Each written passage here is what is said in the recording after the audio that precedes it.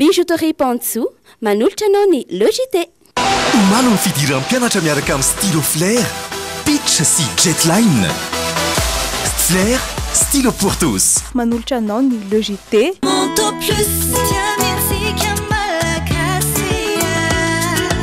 Monto plus, misy amin'ny tsirony maro azo safidianana. Manolotra anao ny Jite. Choupi, plaisir et sourire à partager. Manolotra anao ny Jite. Tena manadio be mihitsy. Manara ny Jite miaraka amin'ny extra propre. Tompiny fahadiovana. Ankafizo ny Jite miaraka amin'ny fromage la vache qui rit. Sady matsiro no mampazotomana. Ho fafinaretan'ny ankohonanao. Paperline, le choix de votre succès. Telma, safidiky numéro 1 malagasy manolotra ho anao.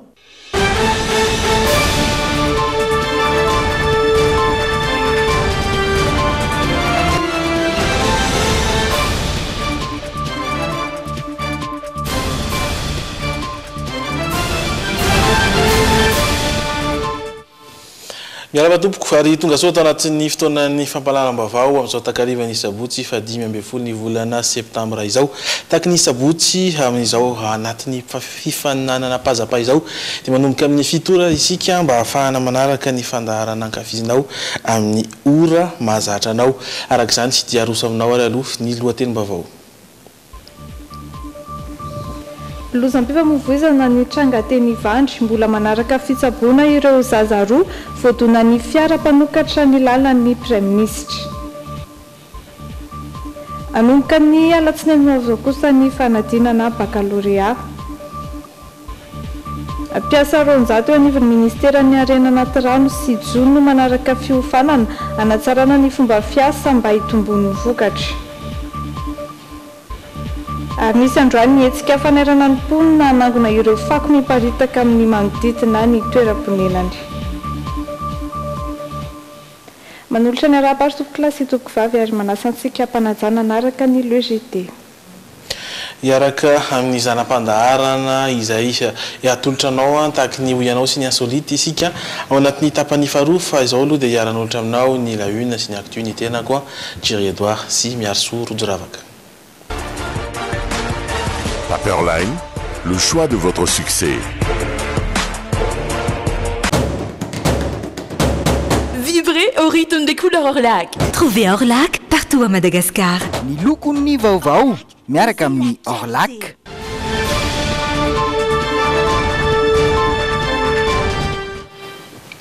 Fanitrangana loza amin'ny famovoizana omaly teny Ivandry.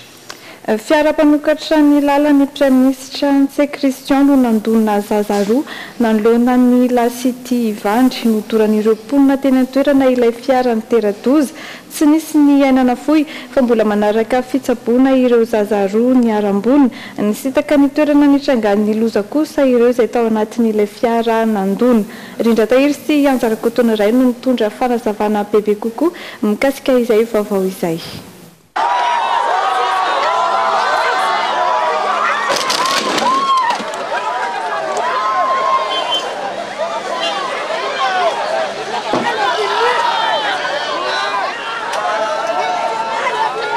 Tera-doza ny fiara iray isan'ireo mpisava lalana ny fiara-pitondra ny Praiministra Ntse Christian malariva tokony ho tamin'ny fitora teo eo.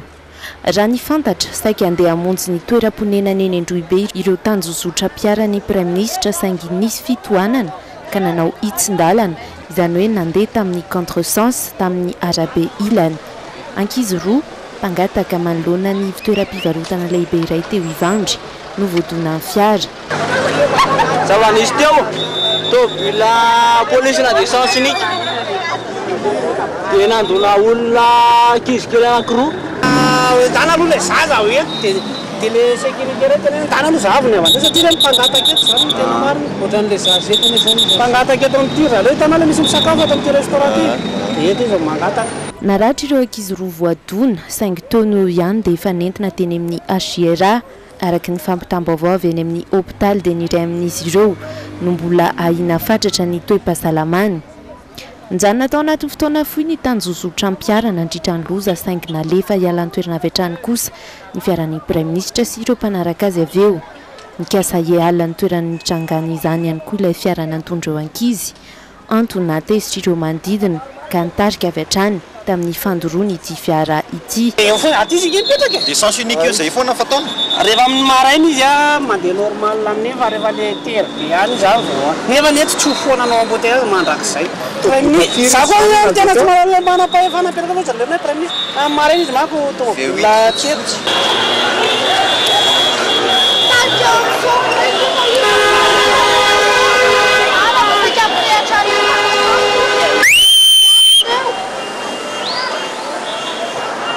Maleriva ihany nandefa fampitambo ny avy eo anivon'ny primature.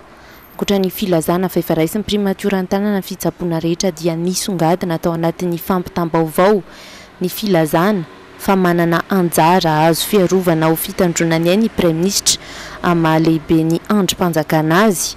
Mahazo priorité mihoatra ireo mpampiasa lalana hafa ihany koa. Amin'ny fotoana isehoana tranga tahaka izao dia mihamafy ireo fepetra fiarovana mahakasika ny Premier Ministre mifanaraka amin'ny satany manoloana ireo tranga hafa mitatao. Fanampanazavana izay kian'ny mpampiasa tambazotra sosialy maro fantaniana verimberina matetika ny hoe aiza ho aiza amin'ny andraikitra goavana sahan'ireo lehibe na androm-panjakana ny ain'ireo olon-tsotra na toy inona fa maikana. Ilay fiara nandona raha teo nandeha contresens izany hoe mifanohitra amin'izay voatondro izoran'ny fiara.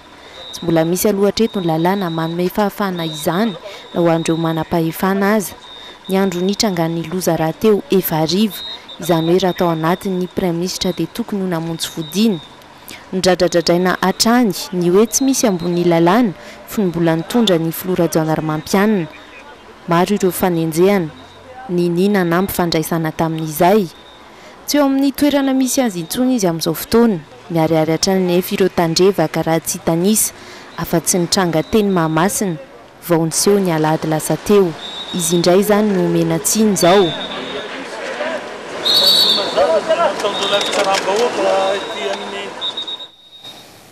Fa antony iray mabetsaka ny loza amin'ny famovoizana ny tsy fahafehezana mitondra fiarakodia. Eo ihany koa ny tsy fahatomombana ny fiara ireo rehetra ireo ny tsara jerena rehefa hitondra fiarakodia hoy ny manam-pahaizana eo amin'izay tontolo ny fiarakodia izay mivoatra izany nandritra ny fizarana traikefa teo amin'ireo manam-pahaizana avy amin'ny orinasa Ford sy ireo mpamily tesy amin'ny tany malalaky ny Maki Andotapenaka Androany. Nanatrika izany fampianarana izany i Miora Miarinjatovo sy Zorandretsalama. Ny akamaroan'ny loza ampifamoivozana dia noho ny tsy fahaizana mitondra ny fiarakodia, tsy fahatomombana ny fiara, fandehanana mafy loatra, tsy fitandremana na ihany koa fitondrana fiara nefa misotro zava-pisotro misy alikaola. Noho ny fahatsapana ireo olana ireo indrindra no nahatonga ireto manam-pahaizana vahiny ireto hitondra ny traikefany amin'ny fitondrana fiarakodia eto amintsika Androany. Ohatra amina fampiarana atao eto zao ohatra eo amin'ny fomba fitondrana tomobila raha hoe mamo raha hoe en état d'ivresse zany misy solomaso ampiasaina izay solomaso zay ohatra hoe manana zany ianao anatin'ilay solomaso ohatra hoe olona mamo ianao. Zay zao anisany anankiray zany mba ahafantarana hoe tsy tsara mitondra tomobila rehefa mamo. Fitondrana ny fiara amin'ny tokony ho izy, fampianarana ny mpamily hijanona tampoka rehefa misy sakana, na ihany koa ny tokony atao rehefa tojo lalana ratsy, izany no ampianarana teto. Nisy araka izany ny fampianarana ny lafiny antsoratra ary nanaraka avy eo ny fanaovana ny fampiarana mivantana. Dia ny objectif an'ilay formation atao eto moa zany dia ny capacité an'ilay tomobile, ao ihany koa ny compétence mitondrana tomobile amina conduite défensive.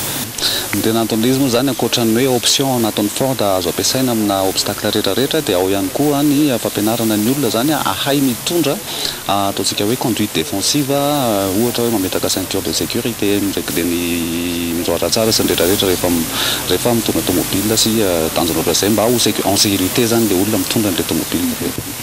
Ny tena antony izy moa zany nandray lesona maro teo amin'izay fitondrana fiarakodia izay ireo nandray anjara tamin'ity fifampizarana Androany ity. Izy ireo izay nilaza fa izara izany any amin'ny naman'ny hafa mpamily mba hisorohana ny loza. Nanampy any mpitondra tomobila zany no azo atoryn'ny mpiara-miasa ihany koa izy rehefa tonga any amin'ny toeram-piasana. Ny fampiasana ny système ino izy ty électronique système programming ESP zany hoe fomba fidirana amina virage tsy mampiasa lachine daholo na frein na accélérateur mazava ho azy mifanampy le izy eo ny conduite fa tsara ihany koa zany ny fisian'ny système vaovao amin'ny fiara amin'izao fotoana izao natao daholo ireny ampianan'ny loza indrindra dia eo amin'le freinage le misy ABS dia zay ny zavatra traika efa hita hoe manampy be le ABS zay ny zavatra hita. Ilaina le fahaizana mitondra fiara mba ahafahanao mitondra ara-dalàna an'le fiara. Dia faharoa zany ilaina koa fahafantarana an'le tômôbila hoe le fiara hoe manao ahoana ty fiara ty dia ahafahanao mitondra azy koa amin'ny tena fomba fitondrana azy. Dia ny zavatra androa moa zany tena nahitana zavatra atao hoe tsy fahita satria misy iny ty nisy fampianarana amin'ny freine zany io dia hita hoe nisy zavatra tena tsy fantatra hatramin'izay nefa androany nafantaranay azy. Tena manampy tokoa satria zao ohatra hoe mandeha 40 à l'heure ianao zao dia ny distance de freinage ihany amin'ny 20 mètres any dia mandeha 80 ianao dia triple an'izay le izy dia tsy fahafantarana an'izay zany ahafahanao mitandrina rehefa mandeha amin'ny surroute eny ianao. Tsy eto Madagasikara ihany fa mitety firenena rehetra indrindra aty Afrika ireto manam-pahaizana vahiny ireto mizara ny traikefany amin'ny fomba hitondrana fiara sy ny fikojakojana ny fiara. Tanjona izy ireo hatrany ny anena ny loza am-pifamoivoizana amin'ny alalan'ny fiarakodia.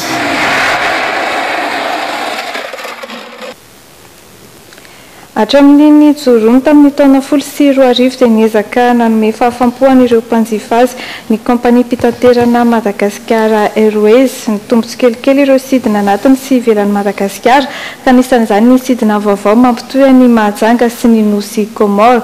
Tsy nataon'izy ireo ambanin-javatra ihany koa anefa etsak'elan'izay ny fanatsarana ny fitaovam-pitaterana mba hifanaraka amin'ny etaetan'ireo mpandeha. Kompania mpitanterana anabakabaka mahaleo tena 100% ny Madagascar Airways. Mizaka teny izy ary miezaka hatrany manatsara sy manatombo ny tolotra eo amin'izay seha-mpitanterana anabakabaka izay.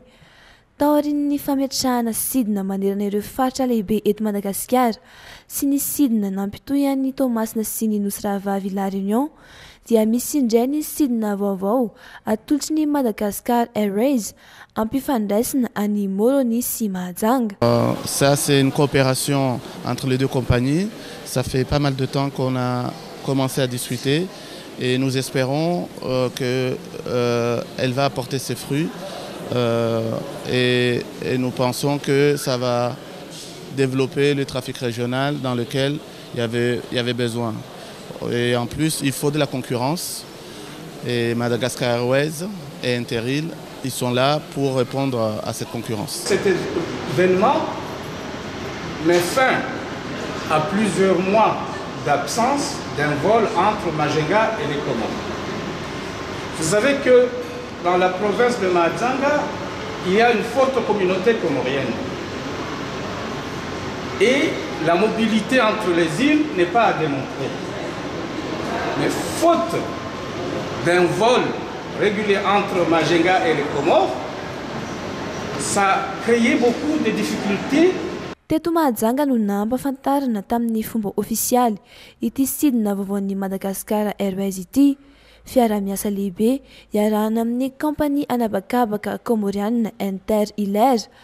Vahaolana entina anampiana ireo komoriana pila ravinahitra ao Mahajanga sy ireo mpivezivezy eo amin'ny Nosy Rotonta no anton'izao fiara-miasa izao. Olona mandeha Majanga miala tanàna zafady dia mampitohy an'ny Mahajanga dia makany Moroni any Comore isaky ny alatsinainy sy ny azomana. Tsy koa ny marihana fa betsaka ny feo mandeha fa tsara ihany manamarika fa Madagascar Airways dia tamin'ny 2010 no natsangako ary actionnaire unique nanangana azy fa tsy niaraka tamin'izany izy 2010 fa no taratasy nanomana taratasy zavatra be dia be dia 2015 zay vao tena nandeha ny sidina voalohany. ankoatra izay ezaka lehibe nataon'ny Madagascar Airways ihany koa ny fanoloana ireo fiaramanidina embrayeur 120 ER ou embrayeur 145 LR izay matanjaka sy raitra dia raitra tokoa. Ny mampiavaka ny ty embrayeur 145 ty zany par rapport amin'ny embrayeur 120 taloha dia zao tsika afaka manidina ambony 36 000 pieds andanantsika, vitesse-tsika Mach 0.067 izy zany hoe eo amin'ny 620 km/h eo ny décélérétsika satria fahatelotsika eo pahatongavana ivato misy roplanina roa alohantsika zany décélérétsika zao fa normalement izy mandeha aingana tsara dia ny écran glace cockpit daholo efa écran daholo ny miasa sy misy ordinateur maromaro. Ny confort ny seza malalaka tsara ao aoriana, service hafa business class tsara dia eo afanganam-pandeha dia ny heure zany mba mandeha à l'heure tsara ny Madagascar Airways dia traitement hafa mihitsy no omena mpanjifa amin'izao me tsara hatrany hatrany. Mahazaka olona 50 ny embrayeur 145 LR an'ny Madagascar Airways ary 800 km isan'ora no alaviran-dalana vitany. Tsy mandany fotoana noho izany ny fandehanana amin'ity embrayeur 145 LR ity. Ho fanampin'izay mana ekipa mavitrika sy mahay mikarakara ireo mpandeha ao aminy ny Madagascar Airways. Ireo mpandeha izay tsy sadaikatra naneho ny fahafampony. Tsara ka, milamina ary mampazoto, karakara tsara. Fahitako azy tena mahafinaritra. Ny fikarakarana mahay mandray tsara ry zareo, mahay mandray olona, tena mahafinaritra. Tena mahafinaritra tokoa. Ny fandraisana ny rehetrarehetra na ny fikarakarana ato anatin'ny aeroplane, ny fahadiovana. 80 isam-bolana ireo sidina ataon'ny embrayeur 145 LR, sidina anatiny sy ivelan'ny Madagasikara.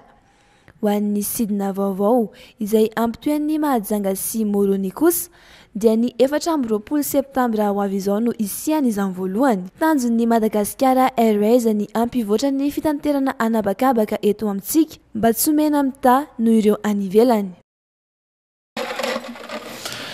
Anaraka dokam-barotra isika ary verineto rehefa avy eo. Ary jery ny vaovao mikasika ny baccalauréat. Anomboka ny alatsinainy ho avy izao ny fanadinana baccalauréat mialoha izany dia nanao fanamarana manazava ny fisotro izany sy ny fikarakarana ary indrindrindrindra ny fampaherezana ireo mpiadina manerana nosy ny minisitry ny fampinarana ambony sy ny fikarohana ara-tsiansa fanadihadiana izay iarana amin'ny andro lalan'Andriamasy Anjarakotony Rainy. Raha oharina tamin'ny taom-pianarana 17 dia nitombo iray isan-jato eo ireo mpiadina baccalauréat amin'ny taona ity. Tafakatra 4,4 alina sy 2 hetsy eo izy ireo, raha 2,4 alina sy 2 hetsy tamin'ny taon-dasa. 5,9 alina amin'ireo no lehilahy izay ahitana ny zandriny indrindra 12 taona sy zokiny indrindra dia 70 taona samy miatrika ny fanadinany eny amin'ny élément peflo. 4,4 alina kosa no vehivavy. Mazava ho azy fa ny mpiadina avy amin'ny fampianarana ankapobeny no betsaka indrindra raha oharina amin'ireo mpiadina avy amin'ny fampianarana teknika izay tsy misy afa-tsy 109 eo.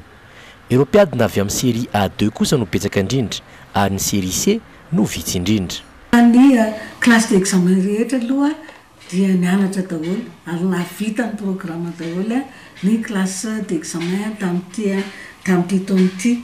No mariny ministry ny fampianarana ambony ihany koa fa toy ny isa-taona dia misy olona manaraka ireo mpiadina manana fahasembanana fahitana noho tsy mbola fananana fampianarana fitaovana ho azy ireo. Efa eo andalam-pamola volana ny tetika asa anampina an'ireo mpianatra manan-kilema ny ministera ny fampianarana ambony amin'izao fotoana. Mitsodrano voalohany indrindra ho anareo mpianatra tanora izay hiatrika ny fanadinana mahaly eo va mahalasana ary indray ny valin'asanareo nareo rehefa tonga ny résultat fa tsy zavatra tokony atahorana satria fanadinana efa nomalinareo izy zany nomalina tsara ka dia mitsodrano anareo ny tenanay avy etỳ amin'ny ministera ny fampianarana ambony tsodrano ihany koa ianareo izay mikarakara zany nareo chef de centre ny surveillant chef de centre adjoint dia nareo mpitandro filaminana mba havita somatsara fa dia Andriamanitra ny hombanareo sy hombantsika mianakavy. mandritra ireo vaninandro fanadinana baccalauréat ireo dia iparitaka ny rananosy ireo mpiasa anivy ministera fampianarana ambony sy fikaroana ara-tsiansa ho amin'ny fanomezan-tanana sy fanampiana ary famahana olana any anivon'ireo fobe-panadinana torak'izany koa ny avy any anivon'ireo université tsirairay manerana ny nosy.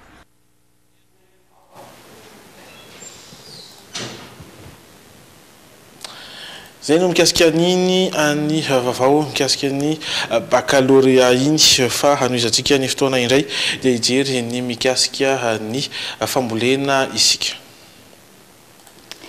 Loza manambana ho an'ny fambolena eto amintsika ny fisian'ireo bibikely mpamotika voly herintaona lasa izay no nahatongava ny chenille légionnaire eto Madagasikara. Ny chenille légionnaire izay bibikely mpandrava voly aty amin'ny tapany atsimo atsinanan'ny Afrika misy ny atrikasa lehibe entina andiniana ny vahaolana ahafahana mongorana ireo bibikely ireo izay fiara-miasa eo amin'ny ministera ny fambolena sy ny fikambanana iraisam-pirenena momba ny fambolena.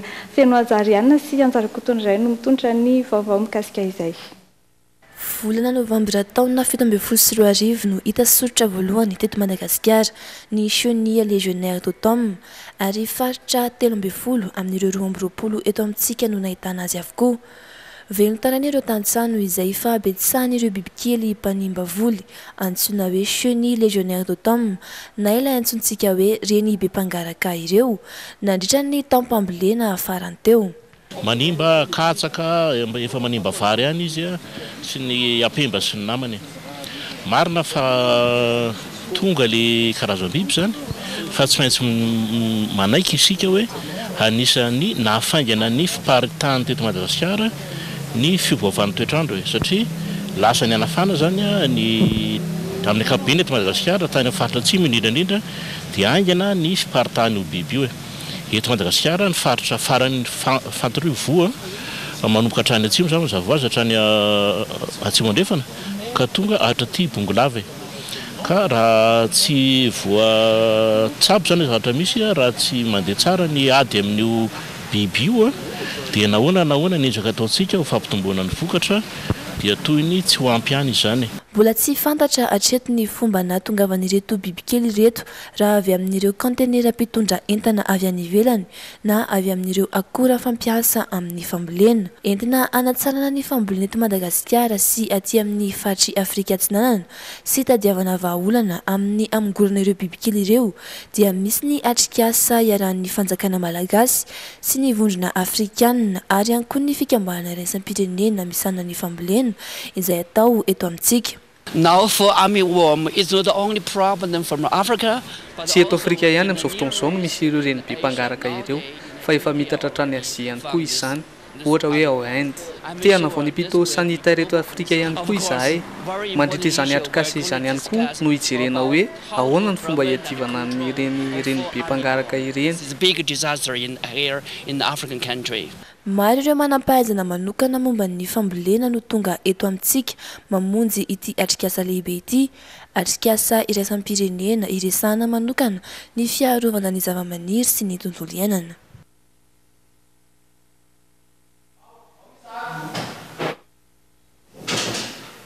Iresaka momba ny drono indray isika taoriana ny fambolena iny. Mpiasa ronjato ministeran'ny arena anaty rano sy jony no manaraka fiofanana amin'izao fotoana izao tanjona ny hahafahan'izy ireo manatsara ny fomba fiasa mba hampitombo ny vokatra. Nanao fidinana ifotony tany Ambatolampy tsy mahafotsy izy ireo maly nijery ny fomba fiompiana trondro. Mitatitra izay amintsika koa sy Pierre Dina Razafindramanana sy Stéphane Rakotomalala. Miankina amin'ny fambolena sy ny fiompiana amin'ny ankapobeny ny fandrosoana raha-toekarena eto Madagasikara. Antony nanamafisan'ny ministera ny arena anaty rano sy ny jono ny fiofanana omena ireo mpiasa ao aminy. Ronjato izy ireo no nisitraka izany ary efa nanomboka tamin'ny herinandro iny ny fampiofanana. Mifantoka betsaka amin'ny fomba fanatsarana ny fiompiana anaty rano sy ny fiarovana izany ny fiofanana nomena azy ireo. Anisan'izay ohatra ny fomba fiompiana trondro anaty fefy mitsingevana izay hita ao Ambatolampy tsy mahafontsy. Mahasamihafa anazy ny ankazo sy ny andobo ny ankazo mora tatanana kokoa ny resaka fiompiana satria ny resaka sakafo ny azy azo précisena miainga avy amin'ny alalan'ny poids moyenne ny sakafo trondro. any amin'ny dobo ianao tsy fantatrao mihitsy ny apepre foana ny zavatra mandeha. Heverina azy tombony amin'izao fizarana traikefa izao ireo mpiasa 400 ireo. Omaly no nanatanterana izay fidinana ifotony izay tao Ambatolampy tsy mahafontsy. Ny anton'izay moa satria nisy an'le formation théorique izay nataony zareo nandritra ny herinandro dia tapitra le herinandro nanaovana an'le formation théorique dia noentina indray zareo sur terrain mba mijery tena ifotony. Marina fa hiparitaka manerana ny nosy ireo mpiasa 400 ireo aorian'izao fiofanana izao. Iresaka trangam-piarahamonina indray isika tantara izay nisy eo tany Mahajanga. Nisehoana fanafiana miisa 2 androany sabotsy tany Mahajanga, ny iray tamin'ny 3 ora maraina ary ny iray tamin'ny 7 ora maraina teo eo. Mpandraraha roa no lasibatra ka lasa ny vola 500 tapitrisa tamin'ny tranon'ilay mpandraraha mpanao lojy iray tao amin'ny fokontany fiofio ary 100 tapitrisa mahery kosa ny an'ilay tompona kioska mpanao mobile banking iray tany amin'ny fokontany Mangarivotra. Nandritra io fanafiana io, lehilahy mpiambina ilay kioska no maty tsy tradrano voatifitra ireo jiolahy.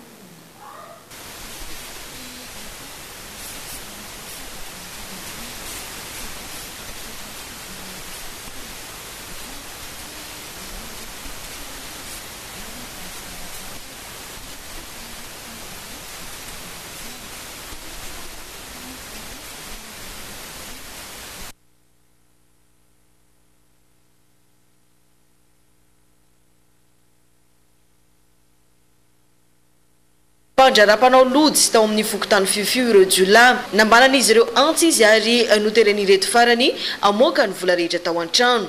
Mitatarany nanjo azy ity ramatoa ity. Za natory tamin'ny alina tokony teo tamin'ny 3 maraina teo. Tamin'ny 3 maraina teo. Za matory amin'ny fandriana io dia zavatra eniko nampina ny vavako sy ny oronako. Dia rehefa nitampena andreo ny vavako sy ny oronako, aiza vola mibolakezinao ozy ireo. Dia rehefa avy amin'izay zako sy tomondraiky nitsangana, rehefa nitsangana eo nandeha eto za amin'io tsy avelindreo mijery andreo fa tondro ohatran'izao jiro tsy mirehitra. Dia ozy izany koa fa apokako lohanao aty raha tsy avoakanao vola mibolakezinao. Dia le raiky moa koa ny rehatany antsy atonakaty boka avy afara. Rehefa nirehantany antsy io navoakako le vola tato nisy an'le vola tamin'ity koveta ty tato. Dia nameko andreo vola 105 millions lasandreo jiaby miaraka amin'ny porte-monnaie tao misy vola 400 000 kara-panondroko sy carte bancaire zay tanatiny tao lasandreo any. Tamin'ny 7 maraina kosa indray no niseho ny fanafiana faharoa teto Tapitanano manoloana ny Bois Sacré eto Mangarivotra. Tompona kioska mobile banking iray no lasibatra raha iny izy nitondra vola maraina iteto kioska anatitra vola amin'ireo mpiara-miasa aminy. Avy hatrany dia jiolahy tambasy no nifanetra tamin'ilay tompona kioska ary raha iny ilay mpiambina nanaraka anenjika iny no voatifitra avy eo ka maty tsy tradrano. Mitantara ny zavaniseho ireo olona nanatrika teto amin'ny manodidina. Patron de Boulay le patron na ino mo zina bogan to se letse kana baranjo to devant le nangalera ka vula de tfini se de nandian trek na bom manga yem chuf ko to manga yi moto de triple de moto nandian zge gumule rafa fara ka nyam tarita to ta fisto se de romentisto rek mo saltava fara ka chimi saltava rek mo pas basy mangaranga mandeha amin'ireo milarabe tsisy manaraka tsira mibasika avy anao karaha zao moa sarotra be izy mibasy anao mpifira avy anaraka. Samy tsy misy tratra avokoa ireo jiolahy tamin'ireo fanafiana miisa 2 ireo. Efa tonga teny antoerana ireo mpitandro ny filaminana avy ao amin'ny polisy pirenena nanao ny fizahana sy ny famotorana. Efa mirosy ihany koa amin'izao fotoana izao ny fitadiavana ireo jiolahy miisa 3 nandrahoana tokantrano iray tamin'ny antsy teny amin'ny fokontany fiofio ary ireo 3 hafa ny tambasy sy ny sarotava nandeha moto teo amin'ny Bois Sacré tetsy amin'ny fokontany Mangarivotra. Any Mahajanga kosa indray dia ho afa-pahasahiranana ireo izay maniry ny hoany amin'ny nosy Komoro. Pojery ny zo ny mpiasa amin'ny sehatry ny fiangonana raha mihoatra amin'ireo mpiasa amin'ny orinasa maro ireo fitarainana voarain'ny tahirim-pirenena avy amin'ireo mpiasa am-piangonana noho izay tsy fisiany fiantohana azy ireo izay fepetra noraisiny EEM fiangonana Anglikana ny Tomasina ary ny ampanarahan-dalàna ireo mpandraraha sy mpiasa ao amin'izy ireo manomboka izao ny fiarahan'izy ireo miasa amin'ny tahirim-pirenena momba ny fiahiana ara-tsosialy. Toy ny mpiasa misehatra tsy miankina dia mananjoanana fiahiana ara-tsosialy ny mpiasa am-piangonana ka izay no nahatonga ny fifanekam-piara-miasa teo amin'ny Eklezia Episkopaly Malagasy sy ny tahirim-pirenena. Danjon'ny fiara-miasa ny anomezo ireo mpiasa am-piangonana amin'ny lafiny ara-tsosialy. Ny fifanana aloha zany dia misy ny fifanarahana teo amin'ny foibe Anglikana sy ny CNAPS dia efa nitanterahana izany tao anatin'ireo diosesy maromaro fa nefa n'izao eto Tomasina. Tena zava-dehibe ny fifanana satria tsy miaina amin'ny onoontsony fa mahafantatra tsara mihitsy satria voazava tsakany sy andavana teo zany fiahiana ara-tsosialy sahan'ny CNAPS ary hita teo koa ina ny adidy aman'andraikitra izay ataon'ny CNAPS sy ny tokony ataon'ny fiangonana amin'izany fiahiana ara-tsosialy zany. Hita teo koa ny famana izay olana mety mitranga sy ireo ahia maro samihafa. Nahatratra 20 ireo mpiovana ka mpandray anjara telo avy no soloteny ireo paroasy 30 ao anatin'ny dioseziny Toamasina izay tarihiny Monseigneur Soul Jean Paul évêque ny diosèzy. Tamina ny formation natao teto Tomasina niarahana tamin'ny CNAPS ary nahafaly tena sondrina tokoa ny rehetra ary liana tamin'ny fametrahana fanontaniana tamin'izany rehetra satria azo lazaina hoe sambany na vaovao no nisy fanazavana tahaka izao avy tamin'ny CNAPS mahakasika ny mpiasa na ny fiahiana ara-sosialy.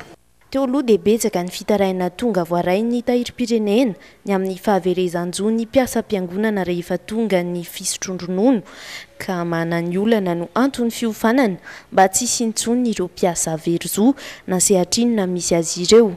Ny andraisan'ny CNAPS moa izao araka izao fahavitan'ny ny fiofanana zao mba aliana n'ireo olona ireo hirotsaka izay mbola tsy nirotsaka ao anatin'ny fiahiana ara-tsosialy ary anankiray ihany koa iry zareo tompon'andraikitra zany eto amin'ny fiangonana dia mba hanana ezaka izy zany andoha ny cotisation mba azahoany ny tsirairay avy mpikambana ao amin'izao fiangonana zao azoa ara-tsosialy rehefa ohatra hoe tonga tokoa ny fotoan'andro izay andehanany hoe retraite. Izy moa amin'ny fotoan'andro retraite foana no ohatra ny salan'resaka ao anatin'ny sain'ny olona fa ny tena marina ihany koa mbola misy anie ny volan-jaza mbola misy ihany koa nge ireo izay atao an'izany hoe loza na aretina vokatry ny asa zay ka noho izany zany dia izay mihitsy le fandraisana ry zareo andraikitra hiditra zany sy ampiditra n'ireo le mpiasany le izay ao anatin'ny fandrarana ara-pivavahana hiditra ao anatin'izay sehatry ny ara-tsosialy zay zany ny tena tanjona. Notsivina tamin'ireo tompon'andraikitry ny fiangonana ny didy amandalana ny feny asa sy ny fiahiana ara-tsosialy ary ireo karazana tolotra omeny tahirim-pirenena ho an'ny mpiasa sy ny vady aman-janana. Amarantsika ny tapany voalohany kosa indray ny vaovao mikasika ny fanadiovana vahobe. Orinasa maro sy vondrona tanora no niara-ny salahy nanadio ny faritra sasany teto Antananarivo androany tanjona ny anairana ny mponina nangona ireo fako miparitaka amin'ny manodidina ny toeram-ponenany manazava misimisy kokoa mikasika izay fanatsediana izay ity vaovao entiny Pieridina Razafindramanana sy Stefora Kotomalala ity. Tetika Stefanisy nandritra ny 10 taona teo eo ny World Clean Up Day tao Estonia no nanomboana izany. 400 ny mponina tao an-toerana no niarana nadio ny faritra nisy azy. Fako 10 taona no voangon'izy ireo tao anatin'ny ora vidy. Nipaka tamin'ireo firenena hafa izany ka firenena 30 no lasa nanadio ny tanànany, anisan'izany Madagasikara. Androany no nanatanteraka ny fanadiovana ho an'ny teto Antananarivo ireo tanora sy orinasa samihafa. Miara-mientana amin'ny firenena rehetrarehetra isika manadio ny tanàna anatin'ny ray andro monja. Dia rehefa tapitra zany ity fotoan'androany ity dia ho tonga izay hieritreritra hoe inona avy ary ny vahaolana ahafana miala amin'ny fako izay ariana eto sy eroa. nofaranana tamin'ny atrikasa ny fanadiovana atrikasa izay niompana indrindra tamin'ny fanavahana ireo fako. Misy fako nefa afaka averina ampiasaina izany hoe tsy tonga dia any amin'ny fako ilay izy fa misy olona hafa afaka mandraindray dia ireo indray manamboatra zavatra mame aina vaovao ilay fako eritreretintsika hoe fako nefa ilay izy ke mbola afaka ampiasaina tsara. Naritra ora maro ny fanadiovana katety Anosy sy manodidina no nanatanterahana izany. Mbola ito kosa ny hetsika fanairana amin'ny andro manaraka raha araka ny fanambarany ny mpikarakara. Isentikely anatin'ny dokam-barotra isika mialohan'izany anefa dia ireto ny somsombiny amin'ny zanam-pandarana ho ianao sy insolita ho rahantsika. Ohabolana na oam-pitenenana momba ny loza ary no fanontaniana napetraka ao anatin'ny oyanao. Vatapaty hafakely vita amin'ny baoritra ary misy kisarisary kosa no hitantsika ao anatin'ny insolite. Dia ary sika naraka ireto dokam-barotra vitsivitsy ireto teny veriny tondray avy eo.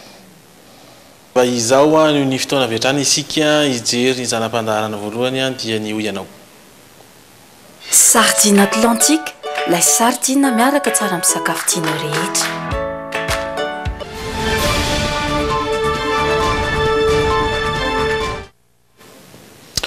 Ohabolana, oam-pitenenana momba ny loza izay makabe rojaravaka no arahantsika. Isay indrindra tokoa miopana amin'izay ny fanontaniana napetraka ao anatin'ny oyanao tamin'ity androany ity ho arahantsika vetrany ary izay. Fantatra ohabolana na oam-pitenenana mikasika ny loza? Hoe loza piarakodia ohatra hoe lala mahitsy zao na amin'ity torona angaro tira ity zao dia efa mety ena ampididoza. Tsy mbola mahita tapoka be sady mbola mitaditady vola aloha zao. Tsy voatsondra milaza loza ka ohabola mikasika ny loza mihitsy raha tsy atao loza miatana dia soa atao ilay velambony. Ohatrany tsy mahita tsy mahita ohabolana mihitsy. Tsy haiko edy loza ohatra hoe loza inona ohatra tsy mahay tsy mahay neny tena tsy mahay tsika ka za aloha tsy mahita mihitsy tsy mahita.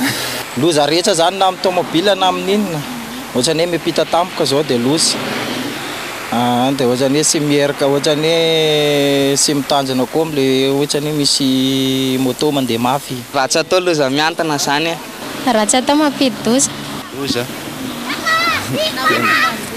loza le izy koa ohatra manana be eo mbola tsy nanomana koa ohatra mitampotampoka be le izy. Dia mikasika an'iny oam-pitenenana momba ny loza inona ny azo avaly an'izay rojaravaka? Isan'ny oam-pitenenana na ohabolana mikasika ny loza ohatra ny hoe nisy atao ilay venam-bola ny ratsy atao loza miantona. Misy ihany koa ny hoe akovavy manena ka ny loza ho an'ny olona lazainy fa ny angady tomboka amin'ny tentany ny lohany tsy fantany. Dia eo ihany koa ny ohatra hoe mitady loza ka eny ambaravarany mpamosavy no manoky sikidy. So raha rojaravaka anaraka ny insolite indray isika izao.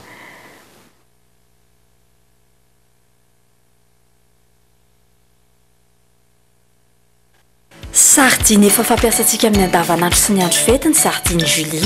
Sardine Julie, ça vous donnera toujours envie.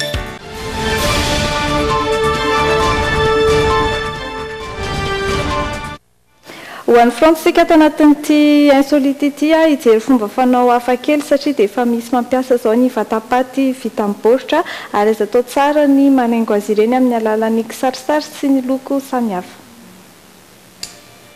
Izao sahady dia efa voafidiny Daniel ny endriky ny vatapaty ho asiana azy rahatr'izay. Vatapaty vita amin'ny baoritra, haingoina sarina orchidée. Toy ny natao tamin'ny vadiny nodomandry 3 taona laza izay.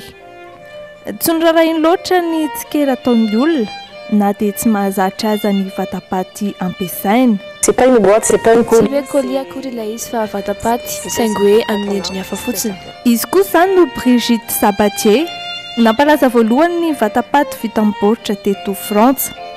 Efa misy tompony avokoa izao ireto vatapaty 700 ireto.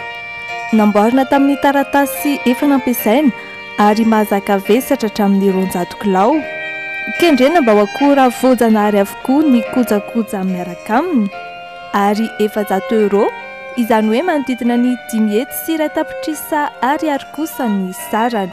On préfère laisser une partie de ses économies à ses enfants ou à ses petits-enfants. Tarigetranay hoe aleo ny vola ho an'ny velona ka raha manana €2,000 na 7 tapitrisa ariary mahery ilay fianakaviana dia aleo ho an'ny zanany na ny zafikeliny toy izay lanina amin'ny vatapaty izay mbola hodorana ihany avy eo.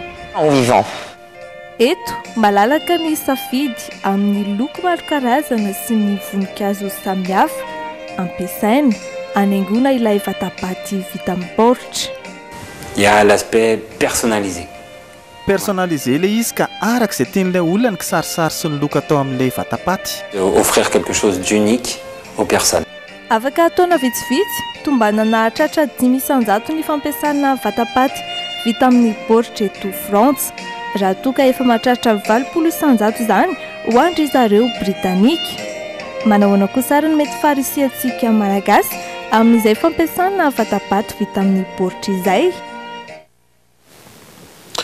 Izay mikasika an'iny tonga eto amin'ny famaranana ny fotoana ihany koa isika satria amin'ny valora latsaka 10 minitra izao eto amin'ny le Jite afaka tsasakadiny eo dia anaraka ny zanam-pandaharana pasy ny fandaharana ny fifaninanana mihitsy pazapa isika ary dia hitondratsika any Hawaii ihany ireo mpifaninana isika kosa dia mifanome fotoana rapitso ao anatin'ny le Jite du dimanche ho an'ny fandaharana isan-kerinandro amin'ny alatsinainy kosa ho an'ny le Jite isorana ianao niaraka taminay veloma tompoko mandrapitafary tompoko lasy tompoko vavy.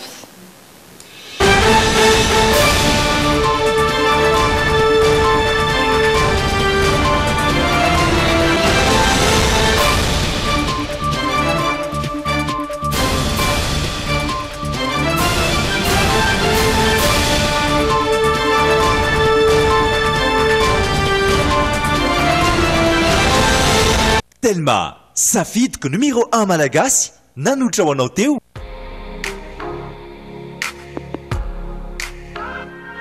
Bijouterie Pantsu, manolotra anao ny le Jite.